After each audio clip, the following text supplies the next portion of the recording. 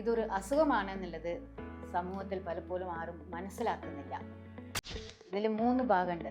ഇതിൻ്റെ ഒരു ബോധവൽക്കരണം എല്ലാവർക്കും ഉണ്ടായാൽ നമുക്ക് ഈ പോസ്റ്റ്പാർട്ടം സൈക്കോസിസ്, ചിലർക്ക് വളരെ ലഘുവായിട്ട് വന്ന് അത് പോസ്റ്റ്പാർട്ടം ബ്ലൂസ് എന്ന് പറയും. കുറച്ച് ദിവസം കഴിഞ്ഞാൽ അത് മാറും.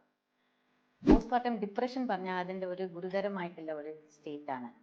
അത് നമുക്ക് സഹായത്തോടെ നമുക്കത് മാറ്റിയെടുക്കാൻ പറ്റും.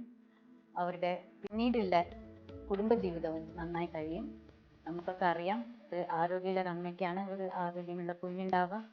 ആരോഗ്യമുള്ള കുഞ്ഞുങ്ങൾ ഉണ്ടാവുമ്പോഴാണ് നല്ലൊരു സമൂഹം ഉണ്ടാവുക. അതുകൊണ്ട് നമുക്ക് ഈ പ്രസവാന്തര വിഷാദ രോഗത്തെ പറ്റി തുറന്ന് സംസാരിക്കണം. അമ്മമാരെ നമ്മൾ ചേർത്ത് പിടിക്കണം. സന്തോഷത്തോടെ കുടുംബജീവിതം അവർക്കും വേണം.